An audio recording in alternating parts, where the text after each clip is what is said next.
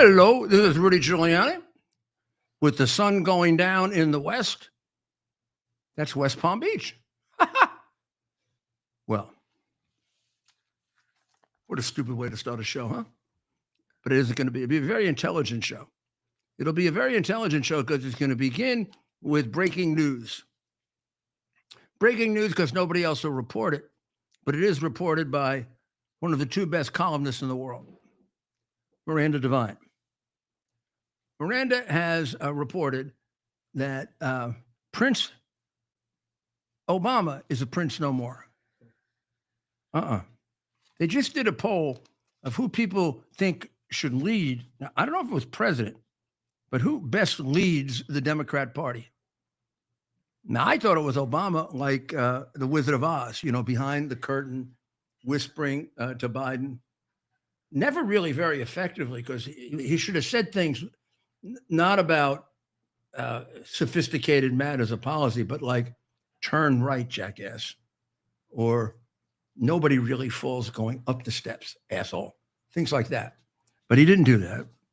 Prince Obama ended up as the desired person to lead the Democrat Party among Democrats at an almost non-existent 4%. Ahead of it were Alexandria Ocasio-Cortez, the excellent bartender from New York, who is supposedly very, very good at making drinks. Kamala Harris, who been found out she actually doesn't speak English. And Bernie Sanders, who is the biggest creep liar that ever existed. He's a socialist multi-millionaire. While he tells you you should all earn the same amount and live on the same amount, he's been using his public position very strangely on a meager salary to become a multi-millionaire. Either he's a hypocrite or a crook, right? One or the other. So this book about Biden kind of points out that he was behind the demise of this book about Obama. Basically tells you he was behind the demise of Biden, but he didn't have the guts to step up and do it.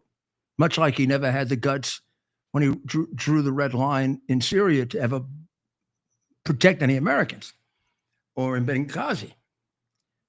He actually got Pelosi to do his dirty work for him, because Pelosi's got a pair of, I'm sorry, I can't say that. That's probably a compliment if I say it, right? I mean, she also had an uncle who was, you know what that means? Hey, you better drop out of this race, Biden, or what? Right. This is Nancy D'Angelo. Oh, you thought it was Pelosi, huh? We got friends. So she pushed him out, and then Obama got Clooney to do the phony thing, which Clooney is now claiming, oh my God, I'd never lie. Do you realize what a piece of crap he is? God almighty. This is what they rely on. No wonder they had our country in such terrible trouble. So it looks like Obama is in bad shape in the Democrat Party. You know what I think? I think he isn't left enough for them. Or at least he won't admit that he is. He probably is more left than they all are, because he was formally trained in communism. But he's a passive aggressive, so he hides it. There was a foreign policy poll. It's interesting. It's interesting the way it came out. I don't know if we know this or we don't, but I am a little surprised that the poll on expanding U.S. territory, when you combine Republicans, Democrats, and independents, was 62% a bad idea and 25% a good idea. I attribute that to the fact that Americans have begun to be taught to dislike America. Why shouldn't a country that's a great country expand and share what it has with people?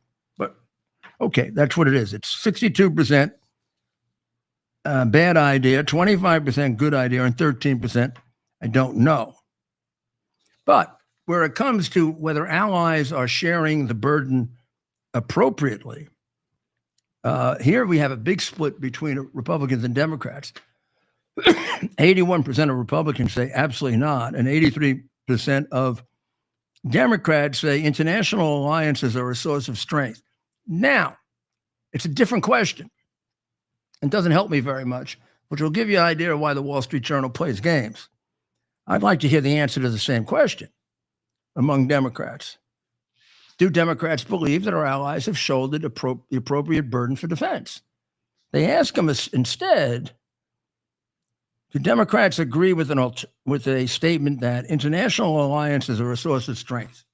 I don't know. Democrats might agree that they are when they work. So I think this is kind of one of the more deceptive polls for a newspaper that's becoming an agenda newspaper. I mean, it's the number one circulation newspaper in the country. And it's getting to be as agenda driven as the New York Times. Its position on tariffs is insane.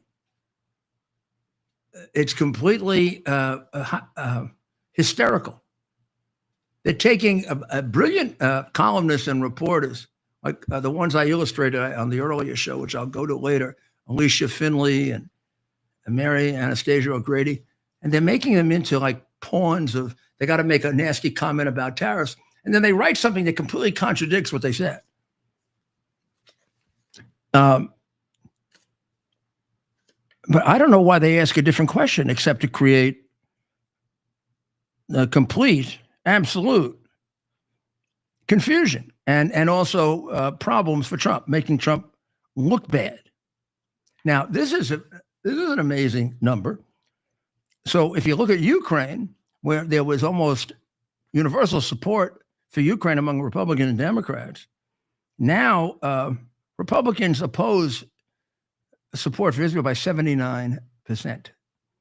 And the number altogether is 49-44 in favor of Ukraine. That is very close.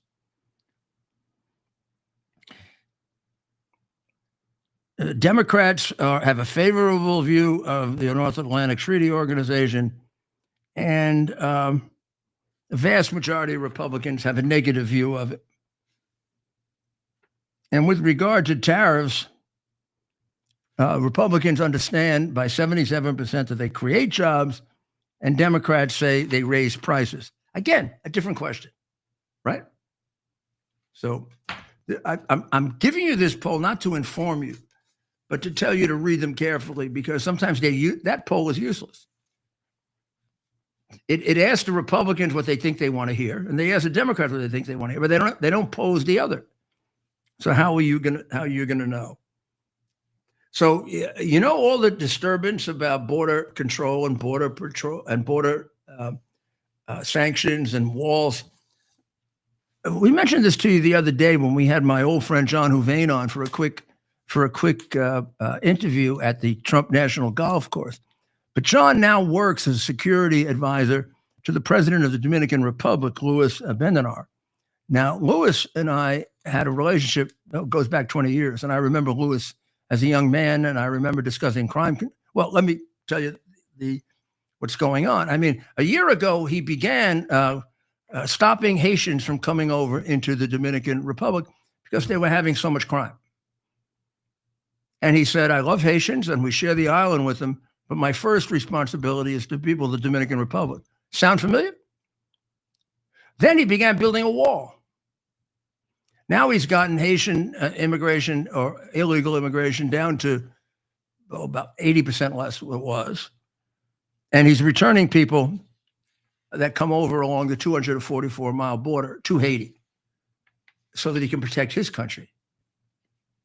And his wall is going to be finished soon. So a lot of people are getting this. A lot of people are understanding. So now, Stephen, I need your help on this. I've been waiting all day for this. I read this early this morning. Jim Cramer. You all know who Jim Cramer is. He's the stock an analyst, and I'm going to show you why. I don't know if I would buy stock based on what he says. I hate to go negative on Jim. I like him. Of course, I didn't hire him when he applied as an assistant U.S. attorney. I'm not going to tell you why, because it wouldn't be nice. And he was actually approved by a very, very strict committee that would recommend 3 people to me for every position. And I interviewed him, and I didn't think he'd make a good trial lawyer. Well, he actually does serve a very valuable purpose in the finance community, but typically that purpose is as an inverse indicator of what the market should do. So really, goodness, I didn't. You know the market much better than I do. So this is what I saw: Black Monday warning. This is what he put out today. This is like scary stuff, Jim. And you do this when you think you have no accountability. You think you're a weather reporter. Weather reporters say, big storm tomorrow. You wake up, it's sunny as hell, and the guy still has his job. Right? And I remember once coming in on a Saturday morning, I had all my people there. There was going to be a big hurricane. And the head of my emergency services, commissioner of emergency services, Jerry Howard, got a big glum face on. And I said to him, Jerry, what's wrong, Jerry? There ain't not going to be any hurricane. I said, okay. He was disappointed. I said, Jerry, we're going to go out and do a press conference. Will you please put a damn smile on your face? Like it'd be great for you if there were a hurricane, but we have 10 dead people. Well, of course, the whole weather report was completely wrong. That guy was still a weather reporter. Well, in any event, Jim warned that America is going to have a Black Monday crash today, similar to the 1987 collapse.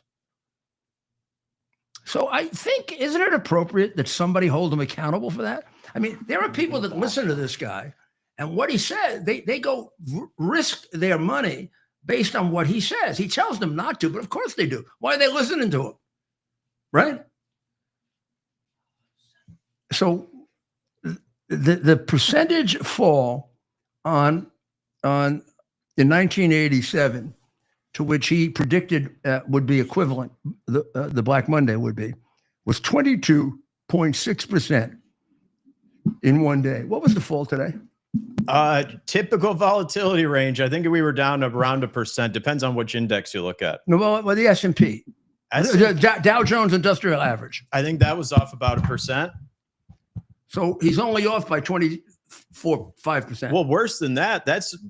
You can chalk that up to regular volatility. I mean, percentage up and percentage down is what investors are used to right now. So it really. So the good thing is, this created no panic. Nobody really paid attention to it. Well, there is a lot of uncertainty. He said, but he says it's going to be a Black Monday. It's going to be down 22%, and it goes down 1%. It means, Jim, baby, you know what it's worth. Yeah, and if you can pick out valuable equity securities, now I'm going to be really nasty. I guess I made the right decision, huh? Oh, to not hire him? I thought he talked too much. Well, maybe he'd be a better lawyer. I thought he talked too much. I used to interview 3 for every one. I picked the best of the 3. And I let them all talk. And a lot of them talked themselves into a job. And a lot of them talked themselves out of a job. Just to give you an idea. I wonder how many jobs I've talked myself out of over the years. I don't know. I don't know how you would have done. I don't know. I've done a lot of cool stuff. I think you'd have been a pretty good litigator. Look, that's what I was hiring. Now, sometimes I was hiring somebody for the civil division, or sometimes I knew I had to have a certain number of lawyers who were brilliant appellate lawyers. So it wasn't always that. But that was the main. And all of these people were very, very, including Jim, very, very scholarly and very accomplished law students. So they all had the intellectual capacity to be appellate lawyers. Well, Goldman Sachs thought he was good enough. Yeah, well, Goldman Sachs doesn't have to require you to get up in front of a jury and convince them somebody's guilty. A little different. Goldman Sachs, you can sit there and make predictions, and if you suck the right you-know-what, you can go up the chain. You can't suck anybody on a jury. I will say God it is forbid, it's a crime. interesting. It's interesting how similar the networking and community is to politics and finance. It is a lot of who you know, having coffee with people, getting the scoop. Yeah, but trial lawyers, particularly prosecutors, they win and lose cases, and prosecutors shouldn't lose cases. So when they win cases, it doesn't tell you a lot. But when they start losing cases, whoa. You should not lose cases. Not as a prosecutor. Defense lawyer, it's different. You don't get to choose whether your client is innocent or guilty, and you got to do the best for him you can.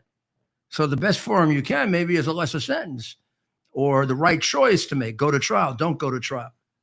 But prosecutors, you get to choose the case. And if you're losing, I'm not saying you can't lose a few, but if you're losing too many cases, you're terrible. You're terrible. Yeah. If you can't win the case, it is just for the sake of judicial economy and resources, and you shouldn't bring it. So tariffs are now dominating everything, right? They're dominating everything. And I thought I would try and give you just a little perspective on the gains that Trump has made in a very, very short period of time. So we're going to look at the list. I had it out before. Let me see if I can get it again here. There you go. There's my list. These are the top 15 so-called disparate trading relationships, meaning we have a big deficit with them. And China, of course, is number one. So you got to take China off the board because our tariff relationship with them is a combination of too many things, not just economics. It's a combination of stopping them from sending in fentanyl, which Xi lies about. He lies about it. He says they're not the source of fentanyl. And then he promised Biden the last time they met to cut it down. Well, obviously he's talking out of two sides of his mouth, or 4 or 5 or 10. If he isn't the source of it, then how's he going to cut it down? And Dodo Bird walks away thinking he had a great meeting with him. I think Trump or I would say, stop the bullshit.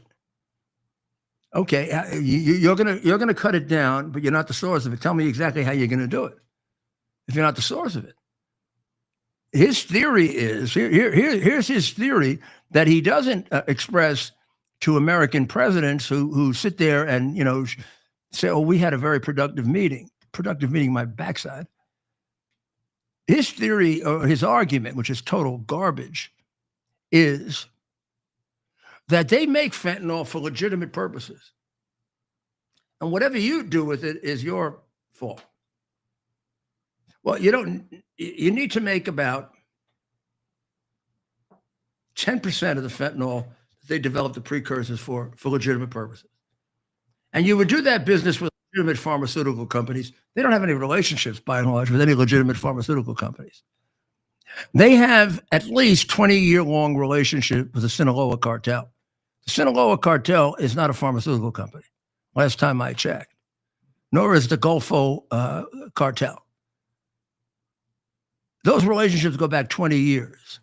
China has made them made the cartels fabulously wealthy because they've been doing other kinds of drugs as well as fentanyl.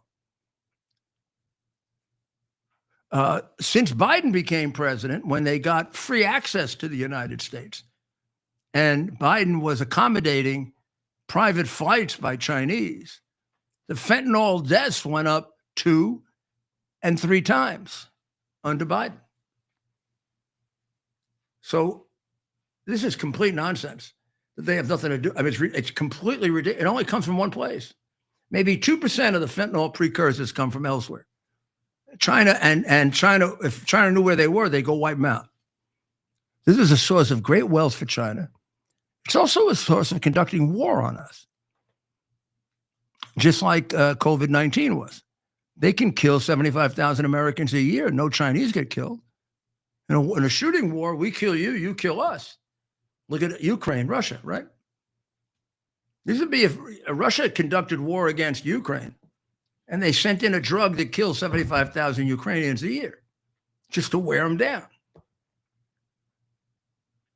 So when we look at the tariff situation, the Chinese who are attempting to negotiate this don't understand they're not going to get to first base until fentanyl decreases dramatically, because we know that they can cut the spigot off like that, and we're no longer playing a stupid, ridiculous game with them that you would play if China gave you $31 million. So it's a very, very different situation. And so far, if you were reporting this accurately, with China being our biggest trade deficit, European Union being number 2, but agreeing to 0, Vietnam being number 3, but saying it's willing to agree to 0, you would say China looks like it's going to start getting isolated. What do you think Taiwan's going to do? Would you like to make a bet with me as to what Taiwan is going to do? Do you think Taiwan will go to 0?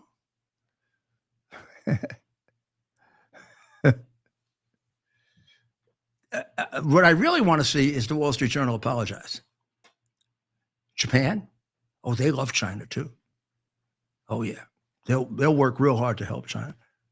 South Korea is a problem, because South Korea is going through a possible takeover by North Korea, which is very frightening and very subtle. And of course, the American and international media is all on the side of the Chinese Communist Party and North Korea. India, not sure 0. We'll make a practical deal with India, Thailand, and Switzerland. Malaysia, I'm not sure it counts that much. I'm pretty sure we will with Cambodia and Indonesia. South Africa, I would chalk up to organized crime. You better watch out. South Africa might now be an organized crime country. It may have been taken over by organized crime drug groups. A lot of the drugs from China are moving through South Africa now to Mexico and other places, and they've become a partner of China. So that could, maybe we don't want to trade with them at all. And Israel just went to 0. And Bangladesh, I don't have a real feel for. But every one of the major ones here, the top 5, European Union, Vietnam already at 0, Taiwan, Japan, and South Korea, I would say pretty darn good chance they'll be at 0. So China will be the only one with a tariff. You want to trade with them? We got alternatives. You don't think this is a fabulous opportunity for Vietnam to take up the place of China? You don't think it's a fabulous opportunity let's go a little further, for Cambodia? Take up the place of China? Or India? There's a deep economic brilliance to this that the warped American press just won't get. And maybe they won't get it because it comes from Trump. I don't know. But boy, you can analyze this independent of Trump. Well, we're going to take a short break and we'll be right back.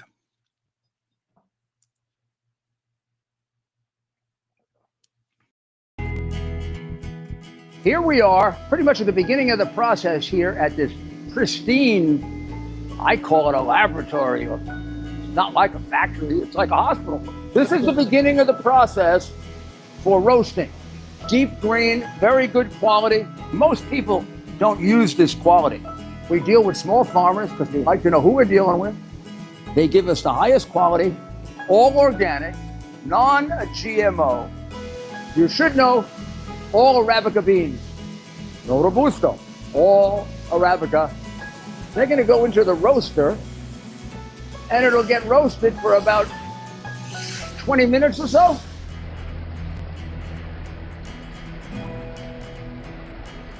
Oh my goodness, look at these. My goodness.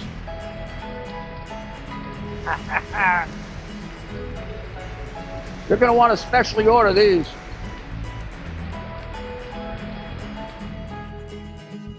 This is what goes into Rudy's Coffee. U.S. Army Major Scott Smiley paid a high price serving our nation. Scott was leading his platoon in Iraq when a blast sent shrapnel through his eyes, leaving him blind and temporarily paralyzed. Scott would become the first blind active duty military officer before medically retiring years later. Thanks to friends like you, the Tunnel to Towers Foundation gave Scott and his family a mortgage-free, specially adapted smart home. Show your support for America's heroes now. Donate $11 a month to Tunnel to Towers. You look better. Go back. We are back from, oh, you like that quote? If China doesn't withdraw its 34% increase above their already long-term trading abuses by tomorrow, April 8th, 2025, the United States will impose additional tariffs on China of 50%, effective April 9. China has responded. Come on, we win this. Screw you, China. Now, I tell you, I have to make sure I'm dressed up right here properly. I am the presence of a star. Mm-hmm. How would you feel if you, on your own, put out an interview on Saturday and you got 10 million people? How would you feel if the richest man in the world retweeted it and he got 85 million people? You'd feel like you were a pretty important guy. Well, that's our Ted. That's the clip right there. Ted Goodman, there it is. And it was, I mean, I never can predict whether it'll be 10 million or 10. I'd have no idea what go. The minute I saw this, and this is a little bit. I would have a haircut if I knew I was going to be a big internet You've star. almost got a haircut from Rob, and you punked out. I passed it up because there's always something else going on. You know? Yeah, we've always got the next thing. We don't have time to get pretty and cut our hair. We've got protests to be at. We've got to. So on Saturday, after I left to go to West Virginia, he went over to the protest. And right out of the bat, he got this. And when I saw it, I never realized it would go to what it went to. To this minute, I can't stop laughing thinking about it. It's like what I told you maybe on the prior show about Mike, when I see Mike Lindell looking in that drug cabinet, in his bathroom, the other guy shows, I just laughed my head off 1,000 times. Yeah, now, this will make me laugh forever. So what makes Trump a fascist?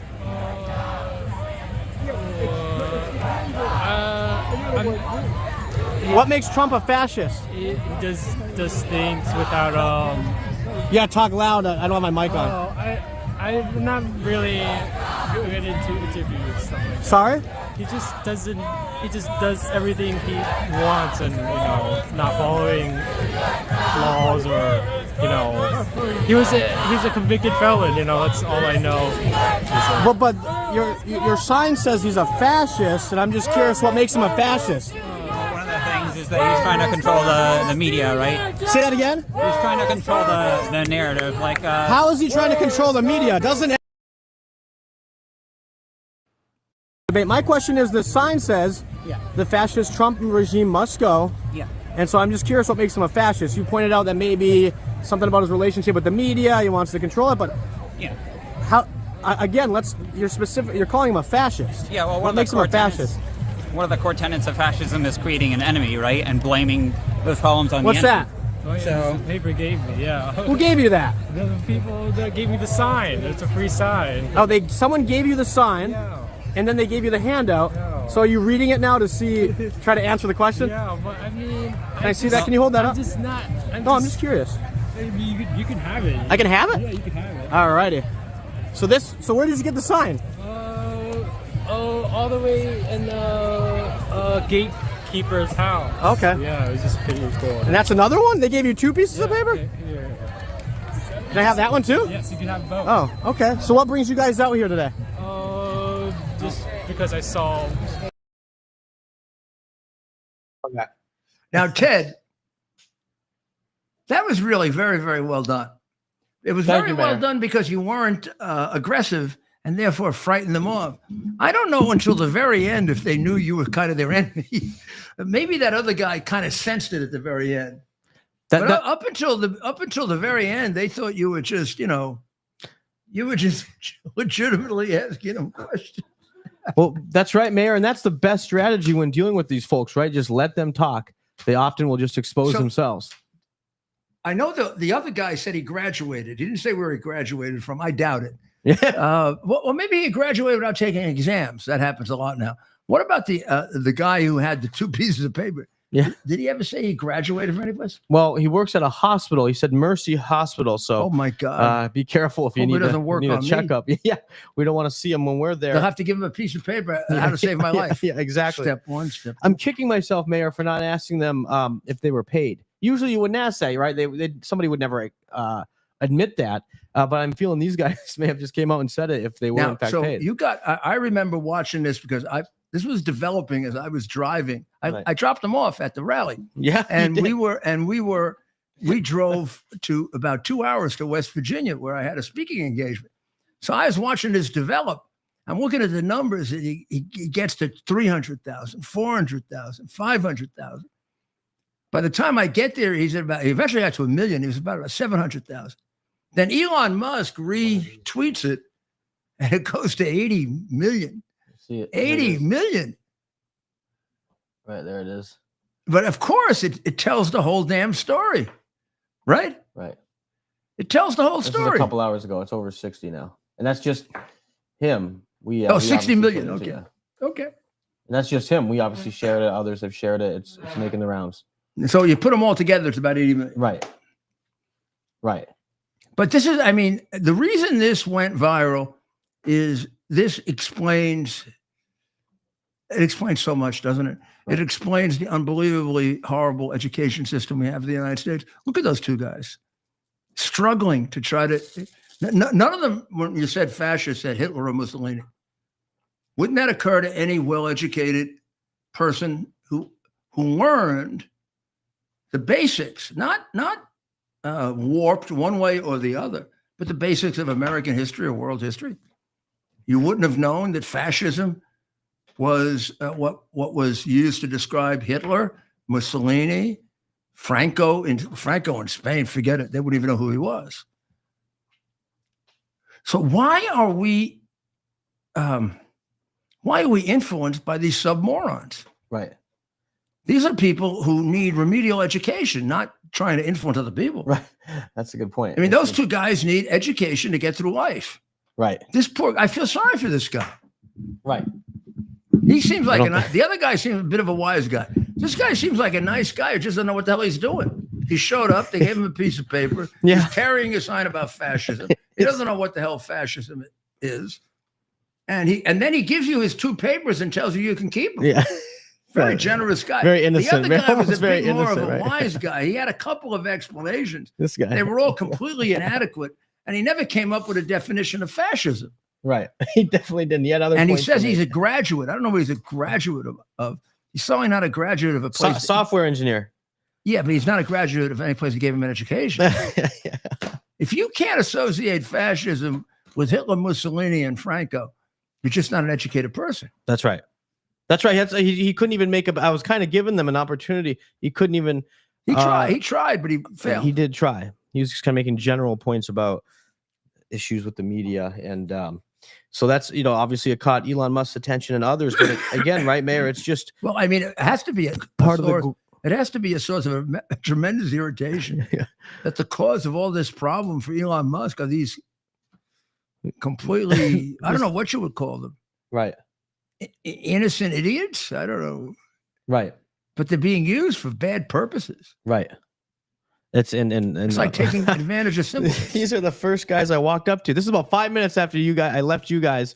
I walk up and I start filming and I just went up to the first guy I saw. Was when you said, "You got a second piece of paper?" That's coming up right here. Let's watch that part together. I love that. Try to answer the question. Yeah, but I mean, Can I see that? Can you hold that up? I'm just curious. You can have it. I can have it? Yeah, you can have it. All righty. He said you can have it. So where did you get the sign?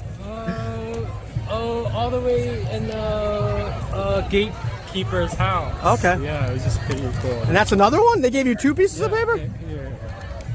They have that one too? Yes, you can have both. Oh, okay. So what brings you guys out here today? Just because I saw people were hanging out with people from. Yeah, same thing as everyone else. Executive overreach. See, he's trying. He's trying. Like he's calling him straight man. He graduated.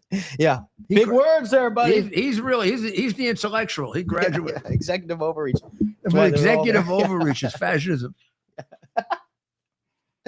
I tell you, unbelievable. Great job, Ted. Thank you, Mayor. I learned from the best, and as you said, it just kind of fulfills the mission of the program. This is your second big, gigantic. Yeah. After the two sweet girls from Fordham. Remember the two sweet girls from Fordham? I just happened to have this. Oh yeah, right. let's play the sweet girls from. What brings you out tonight? I'm here to support the NYU students protesting for Palestine. Are you an NYU student? I'm not, I'm a Fordham student. Fordham, okay. And what would you say is the main goal with tonight's protest? I think the goal is just showing our support for Palestine and demanding that NYU stops. I honestly don't know all of what NYU is doing. Is there something that NYU is doing? I really don't know. I'm pretty sure they're... Do you know what NYU is doing? About what? About Israel. Why are we protesting here? Palestine will be free! I wish I was more educated. I'm not either. Oh. I came from The other one. The other one is obviously the more intellectual. She was reading a book. It had a mask on, right? So she didn't know either what they were doing there. She just admits it. I wish I was more There's educated. something about Palestine. Is that they both wish they were more educated. Yeah. They were there for Palestine. They don't know why. Oh. They're supporting NYU, but they go to Fordham, and they're there. Oh, I think there may have been a fire at that one, by the way. Now, this isn't funny. When these moron assholes show up, it is not funny. That's a good point. We're laughing, but you were laughing, but they turn into really destructive situations. Yes, really destructive situations, and it's terrible. It's terrible that this we just allow this to go on. That's right. But we'll be where there are these protesters to be exposed. We'll be there, right, Mayor? Well, you'll be. I mean, yeah, you're great. I mean, you take them off guard because you sound so nice. Yeah. And they have no idea, strategy. but they have no idea you're trapping them. Right? Yeah, it's right. They have no idea that you are kindness. freaking trapping them. They have no clue, right? They think I'm just some reporter, maybe some foreign reporter trying to what's going on here, guys? Well, we're gonna take a short break. Oh, we got a special guest tonight. And we're gonna surprise you with a very special guest very shortly. Are you ready for some action? I'm ready for action. Get the Elite TV plan only through the portal. 218 channels, and it's only $69.95 a month, Wow. including your free portal. That's cheaper than everyone else. Your favorite sports, movies, news, Wow. even daytime dramas. We're talking about ESPN, OAN, Newsmax, channels you can't get anymore in certain areas. Compared to the competition, this is a way better deal. Endless selection. Not to mention all the free music channels. There's over 700 premium and classic movies all ready to go. Wow. Plus, they got catch-up TV that allows you to go back and watch what you've missed or want to watch again. Cut your cable in half and get twice as much for free. Way more channels for half the cost. After the first year, the subscription then drops to $57.95 monthly, Wow. where you change or upgrade anytime. Go to QUXNow.com and get yours today. Use promo code RUDY. Act fast. Here we are, pretty much at the beginning of the process here at this pristine, I call it a laboratory. It's not like a factory, it's like a hospital. This is the beginning of the process for roasting. Deep grain, very good quality. Most people don't use this quality. We deal with small farmers because they like to know who we're dealing with. They give us the highest quality, all organic, non-GMO. You should know all Arabica beans, no Robusto, all Arabica. They're gonna go into the roaster and it'll get roasted for about 20 minutes or so.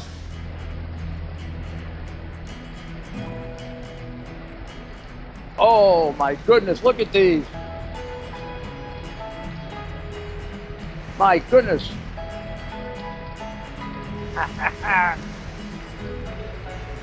You're going to want to specially order these.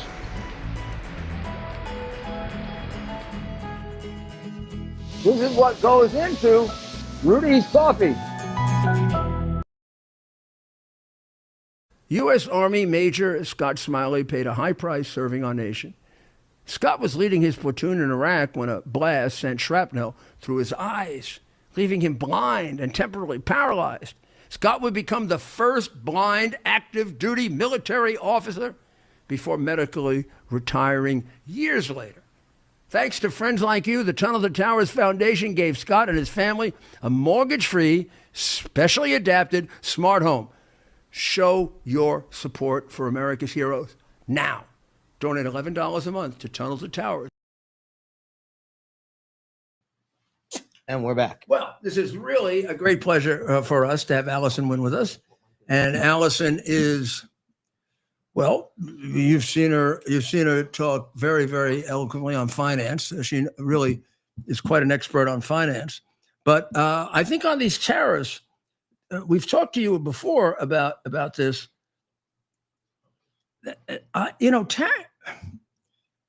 Tariffs are not good or bad. They're not. There's no moral. I mean, a tariff isn't inherently a good thing or a bad thing.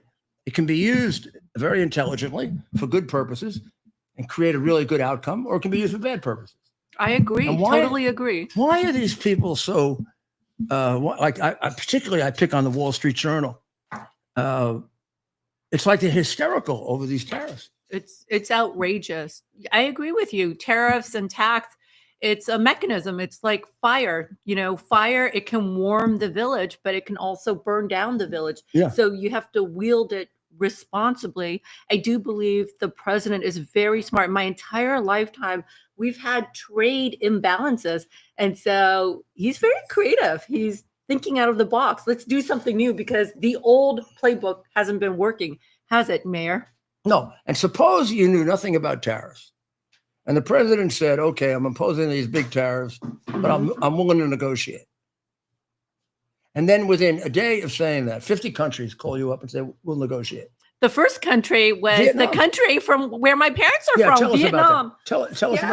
Tell us about the significance of that. I think that's very significant because good behavior needs to be rewarded and bad behavior needs to be punished. And so we see President Trump, he's the most consequential president of our time because he also has consequences and gives consequences to other countries' action. And for too many years, you can do bad things to America and there are no consequences. And so they just use and abuse America, haven't they?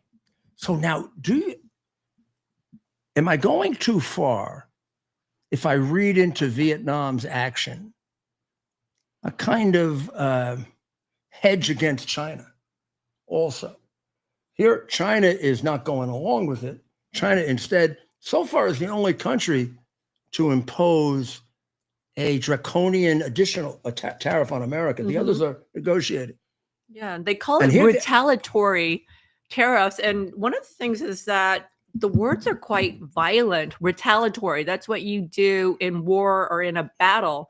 So it's really important that we use these words. And I like how Vietnam and the other Asian countries, 10 other countries in Southeast Asia, and now the EU, also Israel, looking to negotiate 0 tariffs. So basically making the rest of the world, other than China, a free trade zone. That would be very, very damaging for China if a good percentage of the world were in a free trade arrangement and China was at 45%, 50%, 100%, whatever the hell they are. They will be at 104% tariffs, unheard of, and really going to hurt their economy because if we do the math, they were already at 20% and then added for the 34. So 54 as of Wednesday of last week. And then because of their 34% retaliatory tariffs, if they don't remove it by midnight tonight, the Eastern time zone, sorry to bore you with all the technical details. You're not boring me at all. This is great stuff. 50% more. So 54 plus 50 is 104 by April 9th. Wow. I'm Asian, so I'm good at math. And also food. I love to eat. So now tell me, if you can, and I know you can actually, but tell me a little bit about the relationship between Vietnam, China, Cambodia, the countries south of China.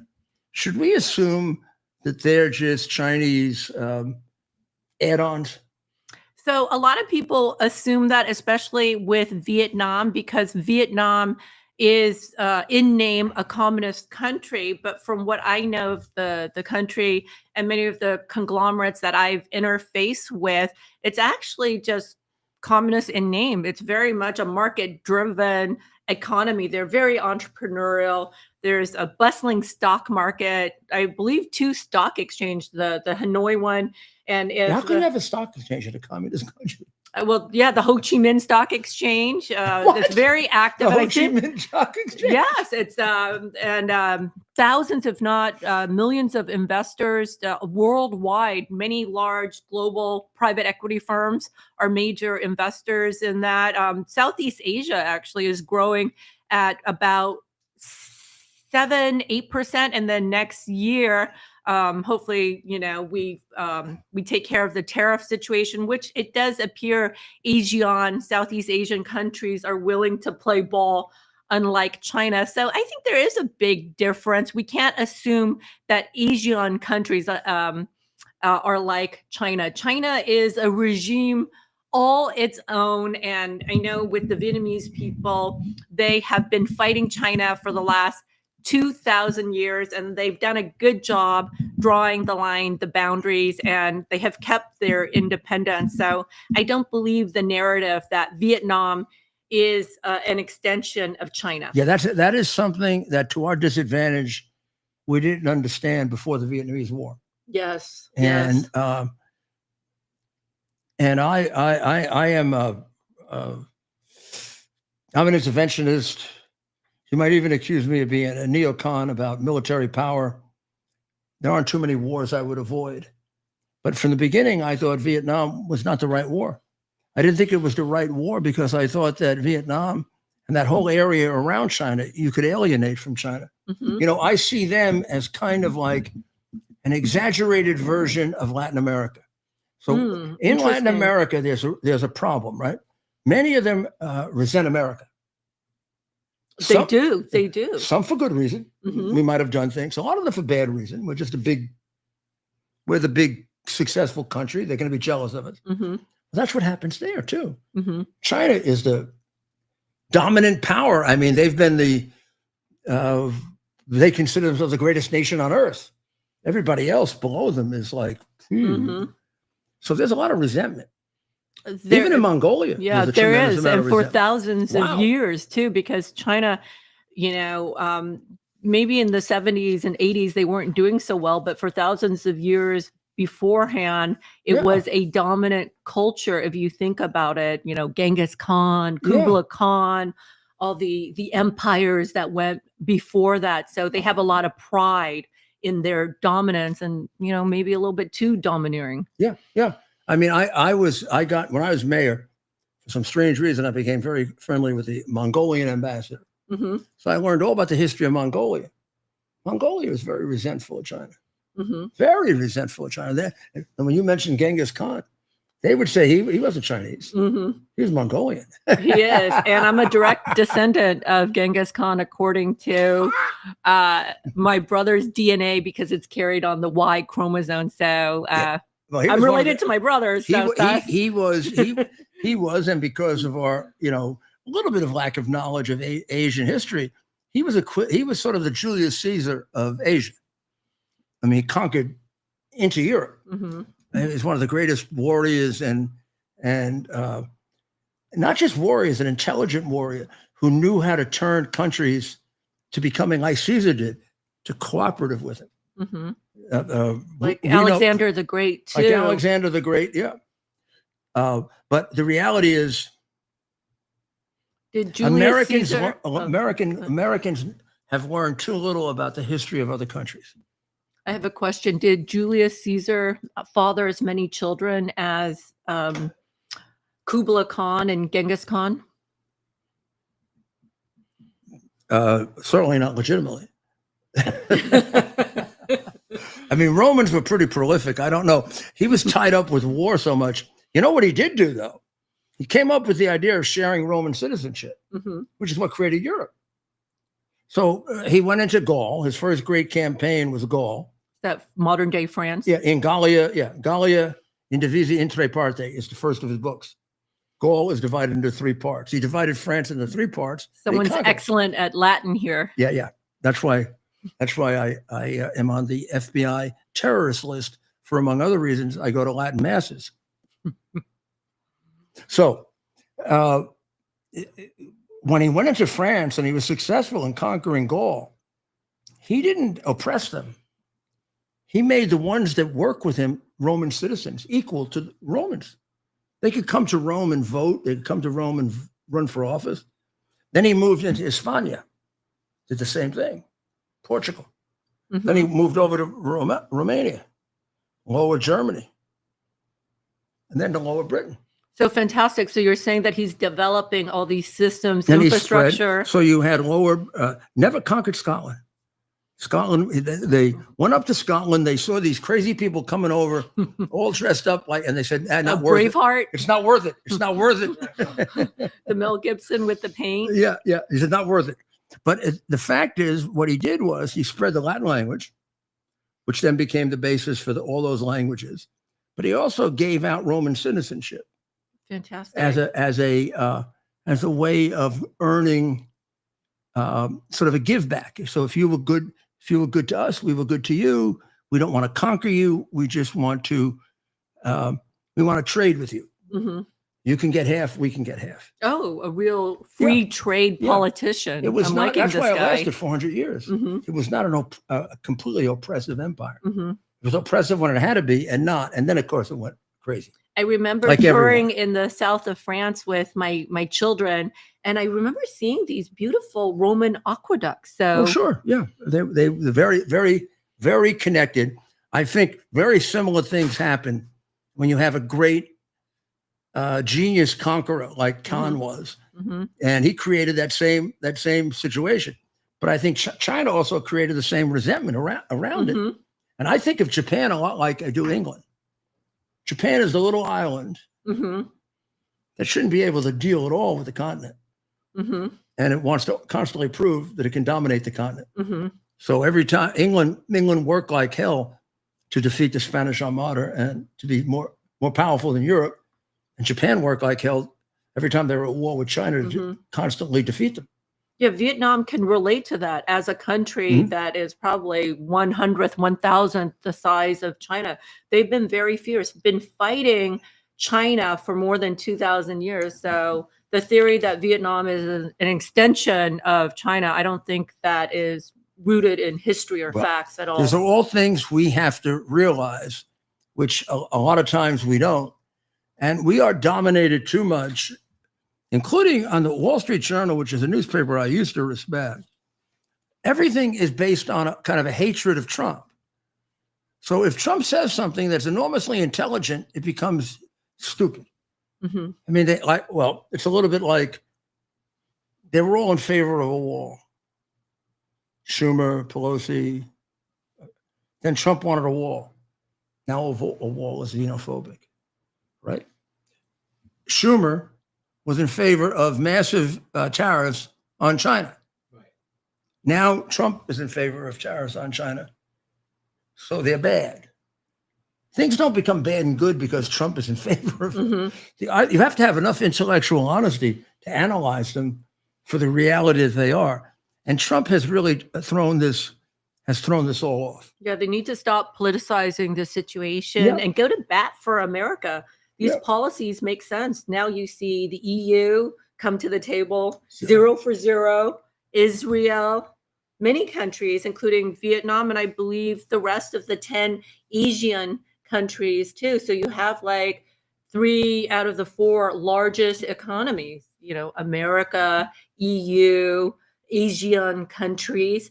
And so you're just, China's kind of left by themselves. What are they going to do? So how are things back in LA? That's another issue. We're living in the Socialist Republic of California. So we are hoping to have a common sense mayor, a common sense governor that actually takes care of the people. You know, like you were saying about Julius Caesar, not to glorify these emperors or rulers like Genghis Khan, but you know, they actually ruled. They cared. They had empathy. I would think that they listened Genghis to the Khan people. and Julius Caesar would have made sure that the equivalent of a water was available if they were going to have fires. I think we did talk about that. The aqueducts. It was just like an engineering marvel at its time. Maybe the mayor should check with Roman history and figure out how to do an aqueduct. We have an aqueduct in New York. Mm-hmm. Comes all the way down from the mountains. Yeah, I believe that would be gravity fed, right? So how does water move? Usually, you know, naturally with gravity or through water pressure. So may I make one jingoistic comment on behalf of New York? New York probably has among the best water supply in the United States. It doesn't need to be whatever. Used to call it Giuliani water when I was mayor. And Coca-Cola, when it began one of its water companies, just took our water and cleaned it up just a little bit. And with our water. Delicious water. It's fabulous. You know why? We have a 150-year-old water system. It has 3 sources now, and pretty soon a 4th. Actually, mostly a 4th. And we take water from the Catskill Mountains, which is in upper New York, and we own the land that the water is on. We don't rent it, we own it, and we protect it. And it comes down to New York. We then go over toward Pennsylvania and New Jersey, and we go to the mountains right over the New Jersey border, the Delaware Water Gap. We bring water in from there. So we have water coming down this way, water coming down that way, and we built a new aqueduct. It took 40 years to build it. We built a new aqueduct. It comes right down into New York. And now we're in the process of expanding and cleaning the old aqueduct. Mm-hmm. So our water supply is from the mountains, clean water. It's in a very clean aqueduct. And every day, almost every day, if there's not a big fire, the fire department is tasked with making sure that the water supply in the fire hydrants is adequate. That's one of the jobs they have when there are no fires. They go, two guys go out in a car and they check them because they don't want to show up and have no water. Amazing. We should hire you as a water consultant for California. During the heaviest winds in California history, the mayor left on vacation to Ghana. And apparently they hadn't tested the water pressure in the fire hydrants in the Palisades for a very long time. Yeah, I mean, how could this happen?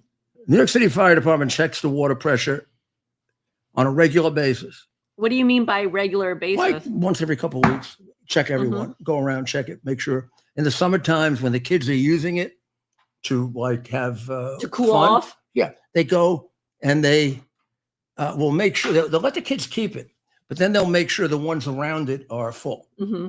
So that if they come, because we've got 2 or 3 on a block. So if one is out, we can deal with that. Now they put all 3 out, we got to close 2 down and make sure that the water gets back in there. But they're constantly I love how, as a mayor, you have that attention to detail. I'm sure, like you're taking care, putting mafiosos into jail. Why do I know that? Like, and you're able to, have that detail on how many fire hydrants are on a block. I would like to ask some of these mayors in California if they know this type of detail. They don't bother to ask. They don't bother to ask. They don't think they're doing the job. They think the job is to show up at cocktail parties and then to run for governor. I mean, that's the job.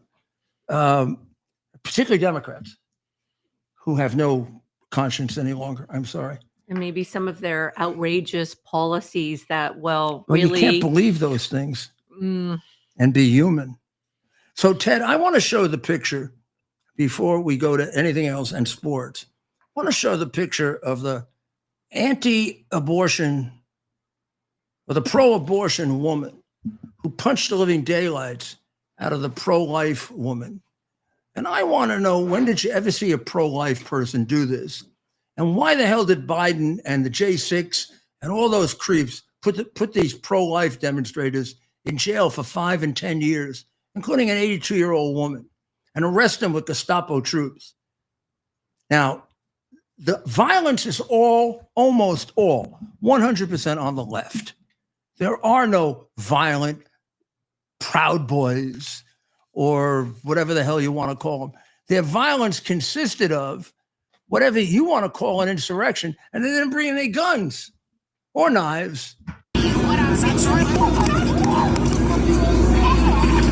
understand the magnitude of having a child. I'm not the one who admitted they would be okay with killing babies in foster care and killing children that have been abused. That's not the point. What I'm saying. Don't understand the magnitude of having a child. I'm not the one who admitted they would be okay with killing babies in foster care and killing children that have been abused. That's not the point. What I'm saying. So basically, they were disputing, at the very end, they were disputing whether foster children should be killed. And the rather large one who punched the other more modest-sized woman thought they should be. And then when the other one expressed shock at that, she punched the hell out of her, sent her to the hospital. I mean, I don't get this.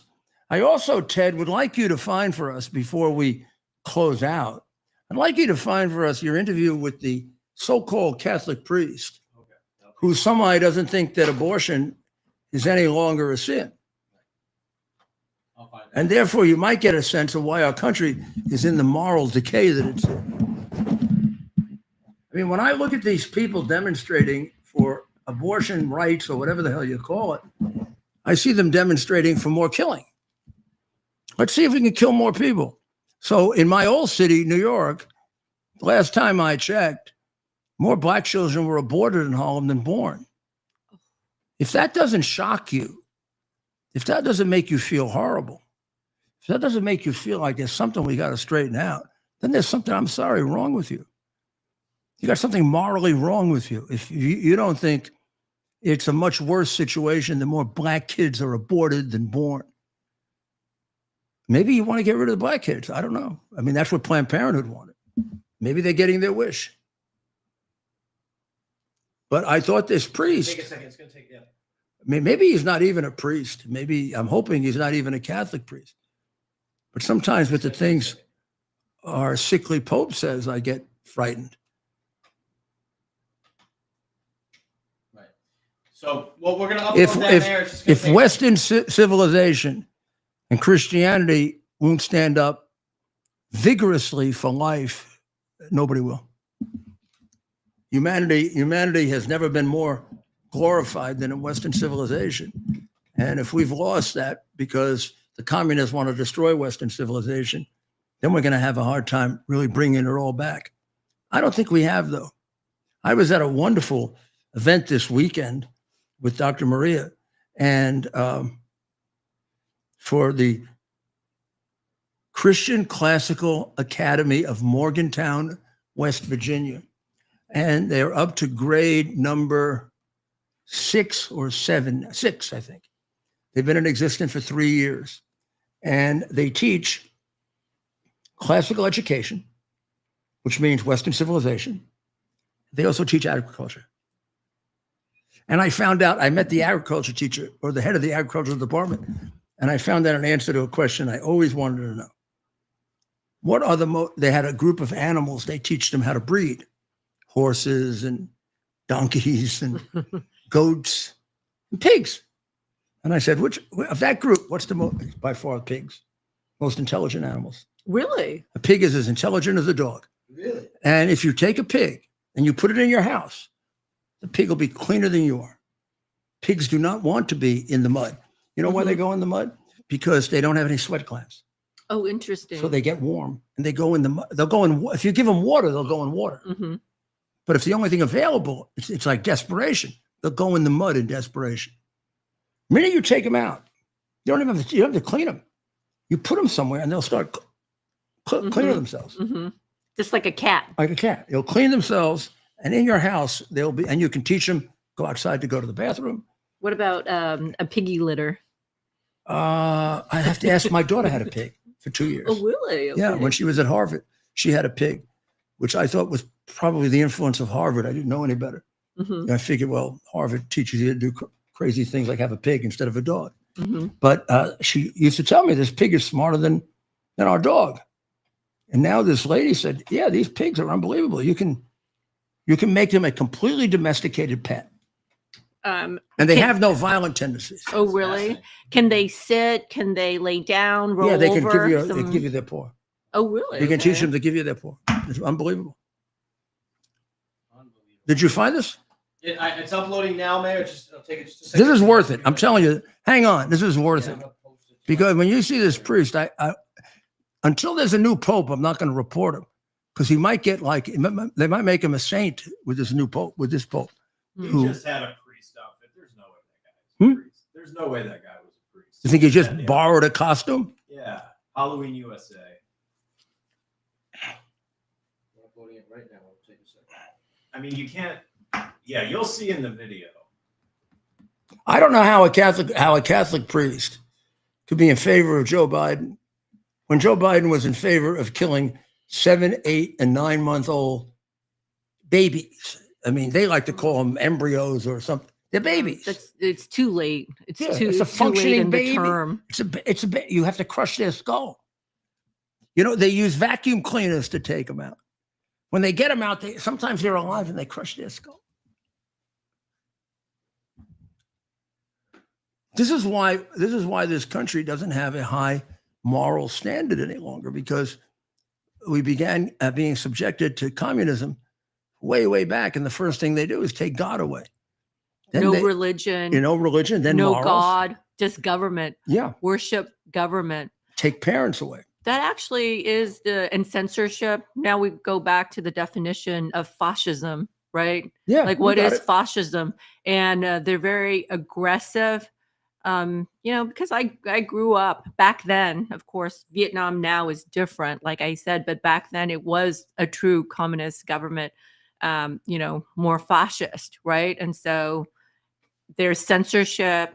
There's lots of fighting. And I mean, if you see Trump, he's a very peaceful person. He actually is anti-war.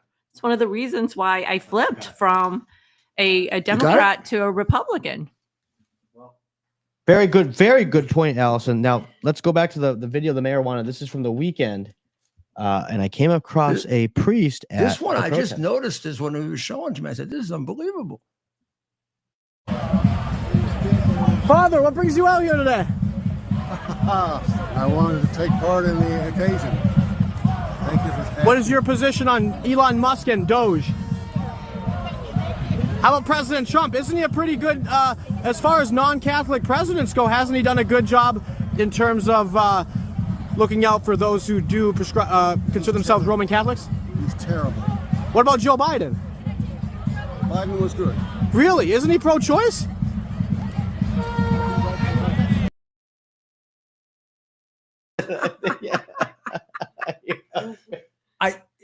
Maybe he can't hear. But you said to him, "Are you pro-choice?" And he went like that. No, yeah. I said, isn't Biden pro-choice? And then you said, "Are you pro-choice?" No, he said, "Are you really a priest?" Yeah. Oh, play that again. Maybe I missed it. Father, what brings you out here today? I wanted to take part in the occasion. Thank you for. What is your position on Elon Musk and Doge? How about President Trump? Isn't he a pretty good, as far as non-Catholic presidents go, hasn't he done a good job in terms of looking out for those who do consider themselves Roman Catholics? He's terrible. What about Joe Biden? Biden was good. Really? Isn't he pro-choice?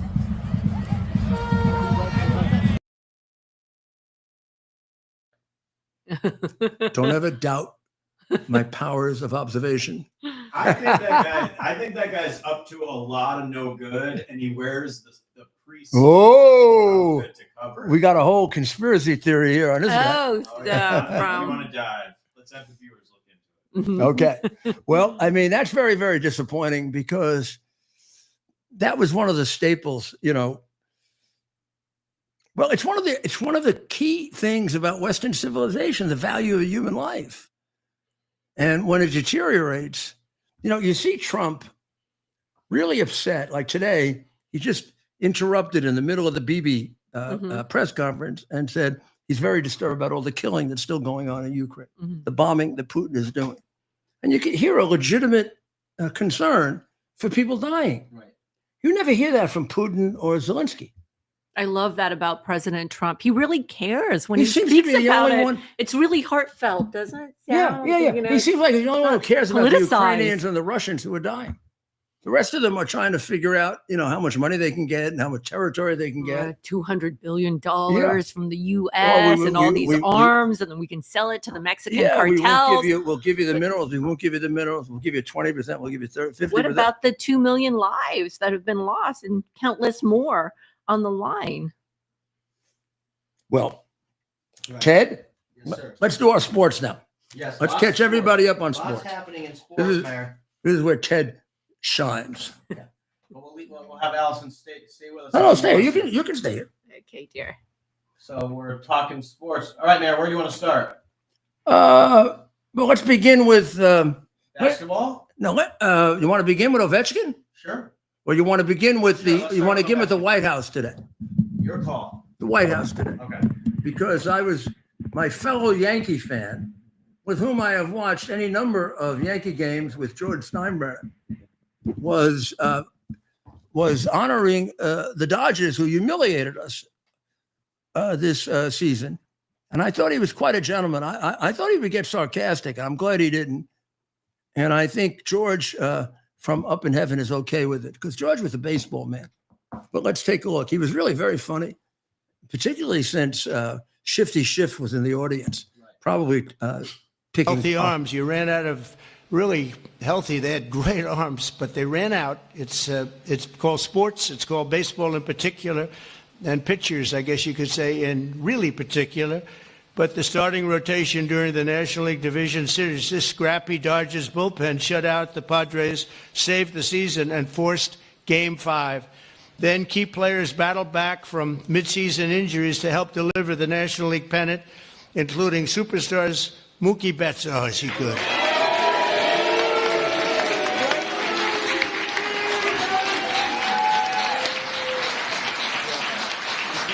Good looking.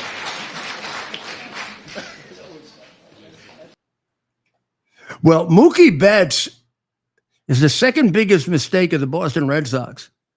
Who was the first biggest mistake? Babe Ruth. Yeah, you got it. But he gave him why did he give him to us, the Yankees? You see Ohtani there? I did. So that guy's unbelievable. And very handsome. If I was to remarry again after Teddy Goodman, it would be Shohei Ohtani. And can you marry us here, Mayor? Well, I'd marry you to Shohei Ohtani. Teddy Goodman, I don't know. Wow, what competition, right? Yeah, how would you like to compete with maybe the greatest, one of the greatest baseball players of all time? Well, we'll have to see. We'll have to see. All right. Well, I don't like. I'll have to. Well, you have to practice with me, Mayor. Teach me some baseball. I am completely, old-fashioned about baseball.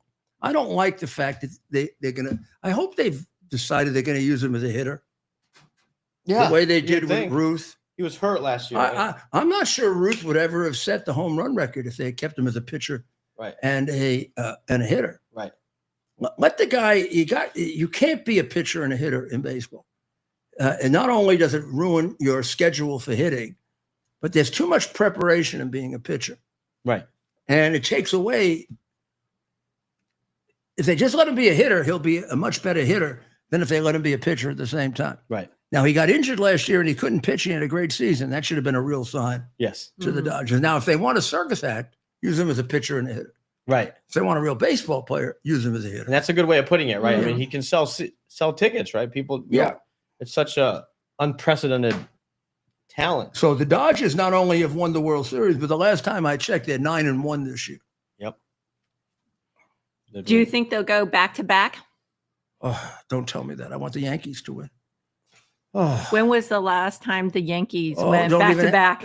Oh, the last time they went back to back was in Who was the mayor? was when in that happened? Rudy Giuliani was the mayor, And they haven't gone back to back since then because they don't have my advice.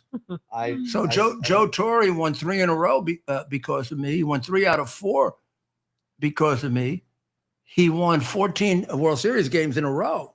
Oh, not just back to back, but 3 in a row. Yeah, 3 in a row. 1, 2, 3. What year was that? We beat 98, 99, and 2000. Amazing. And in 97, we won the last 4 games. Then we missed 96. We won 4 in a row. Then we missed 97. Then in 98, we won 4 in a row. 99, we won 4 in a row. That's 4-8-12. Then we played the Mets in 2000, and we won 2 in a row. So we won 14 World Series games in a row. We blew 1 game to the Mets, and then we beat them. Mm-hmm. So we won 3 World Series in a row. That's amazing. Last time that happened. And it hasn't been replicated since, right? No. The Yankees actually have 4 in a row, twice. What year was That would have been in the late 40s and early 50s, and then in the Babe Ruth, Lou Gehrig teams in the 1930s. A historic team. Yeah. The Yankees have won 4 in a row twice, 3 in a row once. They won 3 in a row once. Yeah. 4 in a row twice. The Babe Ruth, Lou Gehrig team won the 4 in a row. The Joe DiMaggio, Mickey Mantle transition won the 4 in a row. Right. And consistent player for all those teams, that second group, Yogi Berra, was the catcher on all 4 teams. That's your guy. On all 4, yeah.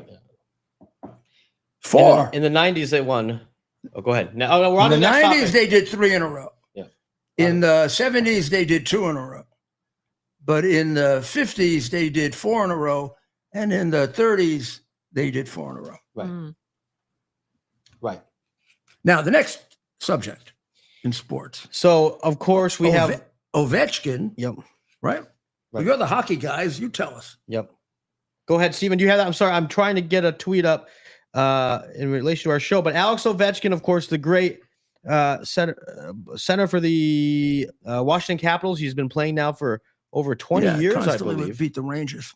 That's a special record to beat the Has the most goals in the history of the National Hockey League. And a fun fact we learned today, Wayne Gretzky shook his hand, and I guess he was the first one to shake his hand after he broke the record. We'll have to check the tape because he must have celebrated with his teammates at some point. But when Wayne Gretzky broke the goal record, Gordie Howe had it at the time. Gordie Howe, met with Wayne Gretzky at the time and shook his hand. So it's a tradition. We're gonna play the video. These are the greatest athletes that I can think of.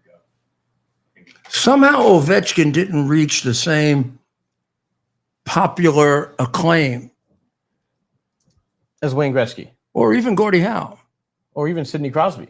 Well, he's young. He's not young, but he's definitely not young. No, he's on his way out. He's devastating because I'm a Ranger fan, and I've watched them play in playoffs a lot. Particularly when I was in Washington. Went to a couple of games when I was there representing Trump. The guy would be nuts. Crisscrossing with Chikrin. He's so big, he can push out of the way. You ever neutralized 13 of the last 14 shorthanded situations. On the ice, you don't see how big he is, but when you see him, Strome crisscrossing with Chikrin through center. Send in Wilson on the flank. Cross ice. Ovechkin fires. Score! I mean, that's just a classy goal. The chasing days are done. Alex. Right. Now show the ceremony. You're going to get an idea how big this man is. Okay. And this is not a big man's goal. This is a goal scorer's goal from way out. But he makes a lot of goals right by the net. Just pushes everybody out of the way. Boom, boom. Right. Is he as good a skater? Now, you guys, is he as good a skater as Gretzky? Yes. As good, I don't want to say. Wayne Gretzky's got a unique place. Because Gretzky wasn't as big as he is. Right. Wasn't as strong. And training has evolved as well, skating. But weights and. Yes, and diet and general knowledge. And actually, Wayne Gretzky, that's one of the things he's doing to give back to the hockey community. And actually, we're going to have a Wayne Gretzky Hockey Academy here in Palm Beach soon, Palm Beach County. Oh, really? Well, look at the size of him. Now, I know he's got little pads on, but that's still a very big guy. Right. Right. You gotta have the size. Now, I have to tell you, I would guarantee you that when 1 hour of that, he got a call congratulating him from Vladimir Putin. You think? Absolutely. I know. They're close? Oh, okay. I know they're close, yeah. I didn't know that they... Putin plays hockey. Did you know So that's that? probably hampered his popularity. Well, I don't know what that means. I just want to tell you, you got to know that. Well, Putin likes to think of himself as quite the hockey player, Could you right? imagine getting on the ice with Vladimir Putin?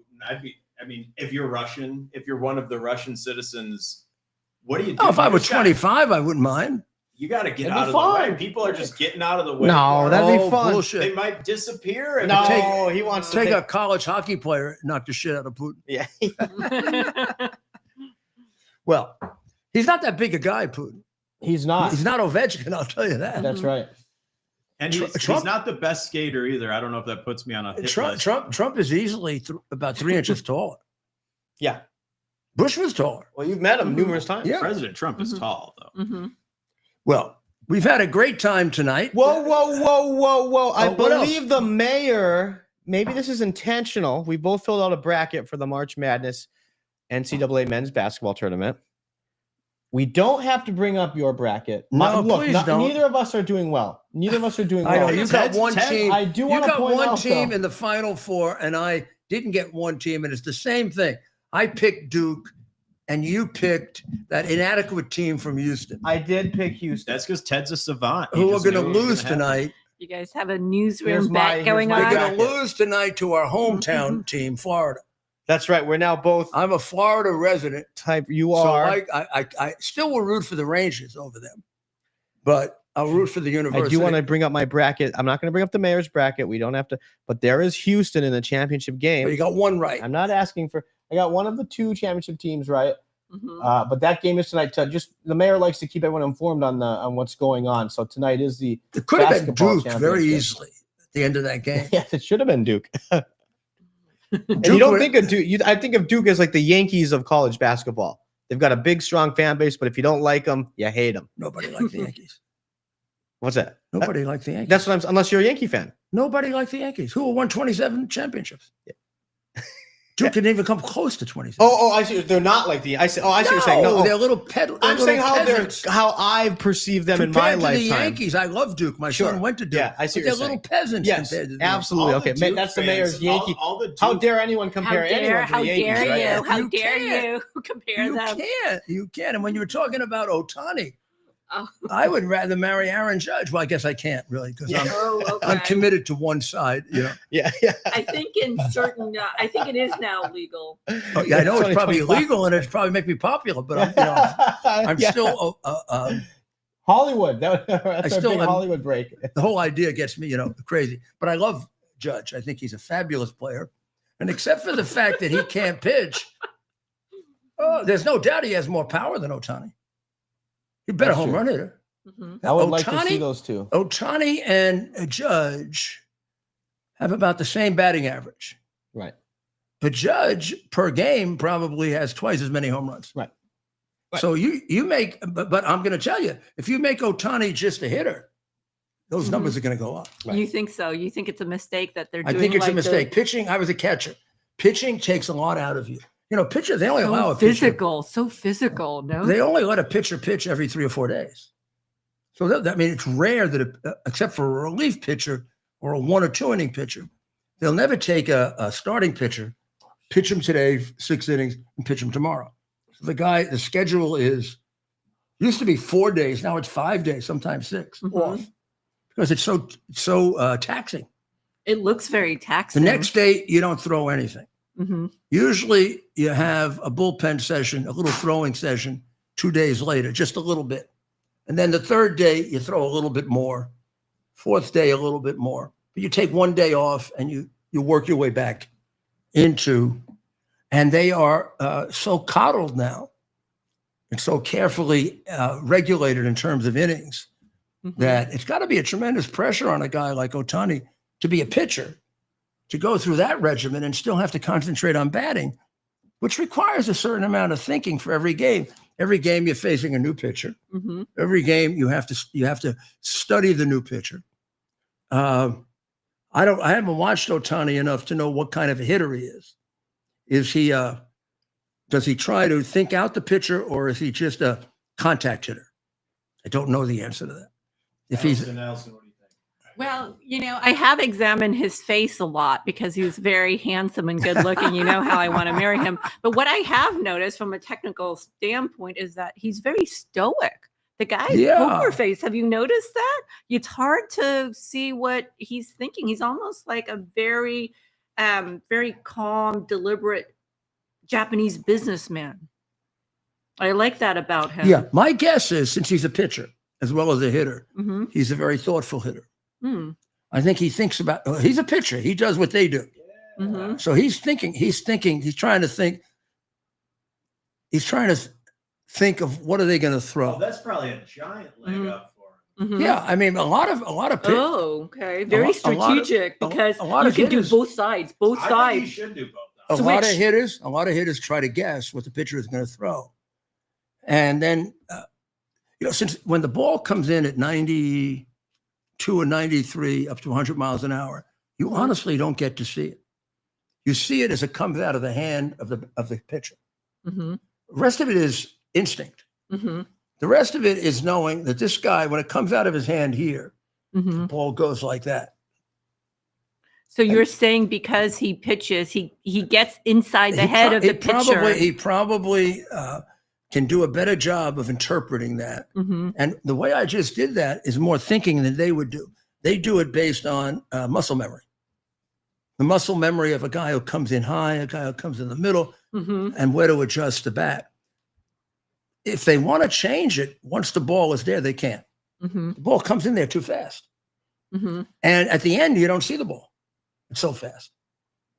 I never thought about You that. don't see No it. one's thrown So a your ball swing- that fast. sometimes at me. when they Not swing- yet. When they swing a little above or a little below, right? Which this Mhm. much could have been a home run. It's because they made the wrong calculation out of the pitcher's hand. Mm-hmm. It's a fabulous science, hitting.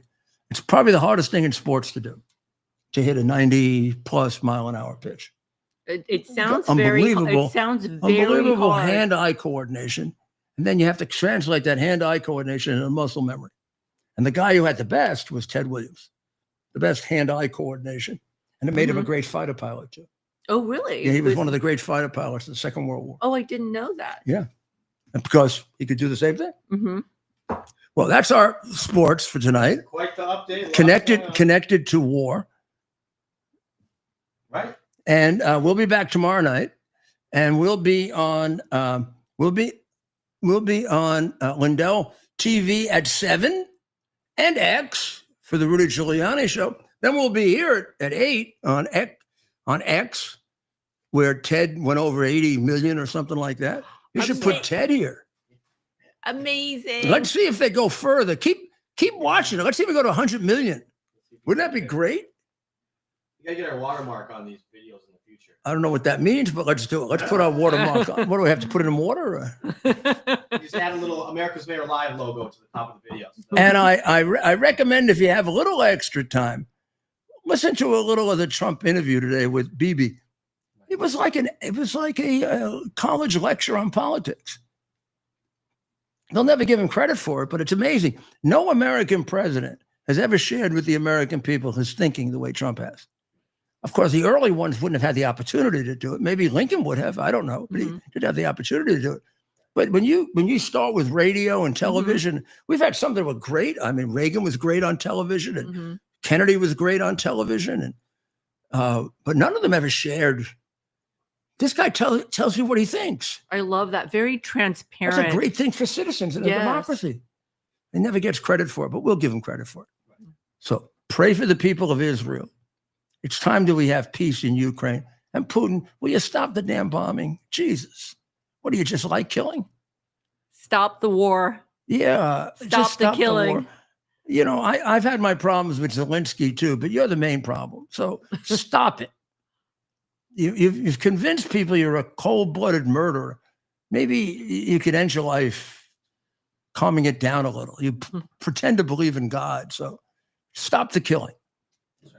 In Iran, I don't know, talk to Iran, talk to the Ayatollah, and then, just get ready to take out the nuclear weapons.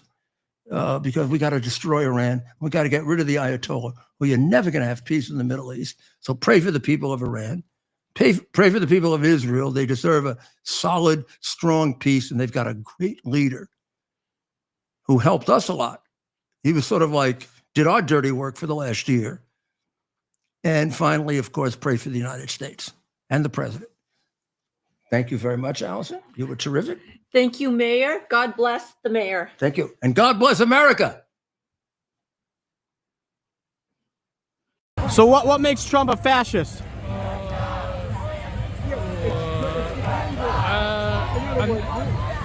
What makes Trump a fascist? He does things without You gotta talk loud. I don't have my mic on. I'm not really good into interviews stuff like that. Sorry? He just does everything he wants, and not following laws, or he's a convicted felon. That's all I know. But your sign says he's a fascist, and I'm just curious what makes him a fascist. One of the things is that he's trying to control the media, right? Say that again? He's trying to control the narrative. How is he trying to control the media? It's our purpose to bring to bear the principle of common sense and rational discussion to the issues of our day. America was created at a time of great turmoil, tremendous disagreements, anger, hatred. There was a book written in 1776 that guided much of the discipline of thinking that brought to us the discovery of our freedoms, of our God-given freedoms. It was Thomas Paine's Common Sense, written in 1776, one of the first American bestsellers, in which Thomas Paine explained, by rational principles, the reason why these small colonies felt the necessity to separate from the Kingdom of Great Britain and the King of England. He explained their inherent desire for liberty, for freedom, freedom of religion, freedom of speech, the ability to select the people who govern them. And he explained it in ways that were understandable to all the people, not just the elite. Because the desire for freedom is universal. The desire for freedom adheres in the human mind, and it is part of the human soul. This is exactly the time we should consult our history. Look at what we've done in the past and see if we can't use it to help us now. We understand that our founders created the greatest country in the history of the world, the greatest democracy, the freest country, a country that has taken more people out of poverty than any country ever. All of us are so fortunate to be Americans. But a great deal of the reason for America's constant ability to self-improve is because we're able to reason, we're able to talk, we're able to analyze. We are able to